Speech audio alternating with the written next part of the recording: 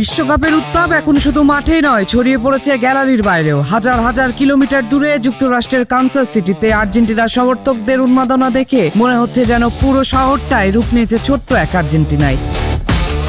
আলজেরিয়ার বিপক্ষে বিশ্বকাপ ম্যাচকে সামনে রেখে সোমবার পার্কে জড়ো হন হাজারো আর্জেন্টিনা সমর্থক। কারো গায়ে লিওনেল মেসির 10 নম্বর জার্সি, কারো গায়ে আকাশি সাদা পতাকা। ড্রামের তালে তালে গান, নাচ আর স্লোগানে মুখর হয়ে ওঠে পুরো এলাকা। কেউ বাজাচ্ছেন ট্রম্বন, কেউ বাজাচ্ছেন ড্রাম। ড্রামের গায়ে ফুটবল কিংবদন্তি ম্যারাডোনা ও লিওনেল মেসির ছবি। ছোট বড় সবাই মিলে যেন তৈরি করেছে এক টুকরো আর্জেন্টিনা। এক মার্কিন সমর্থক বলেন, মেসি যেন একজন ত্রাণকর্তার মতো। চারিদিকে শুধু 10 নম্বর জার্সি আর 10 নম্বর জার্সি। আর এক সমর্থকের ভাষায়, আমরা ফুটবলের জন্য পাগল। সকাল থেকে রাত পর্যন্ত ফুটবলই আমাদের চিন্তায় থাকে। মজার ব্যাপার হলো, অনেক সমর্থক ম্যাচের টিকিট পাওয়ার আশায় প্ল্যাকার্ড হাতে দাঁড়িয়েছিলেন। অন্যদিকে বন্ধু বান্ধব ও পরিবার নিয়ে অনেকে উপভোগ করছেন ঐতিহ্যবাহী আর্জেন্টাইন বারবিকিউ। সমর্থকদের একজন বলেন, এখানে আসতে অনেক খরচ হয়েছে, হয়তো আমাদের কাছে খুব বেশি টাকা নেই, কিন্তু আবেগের কাছে সবকিছুই ছোট। জীবন বদলাতে পারে, কিন্তু নিজের দলের প্রতি ভালোবাসা কখনোই বদলায় না।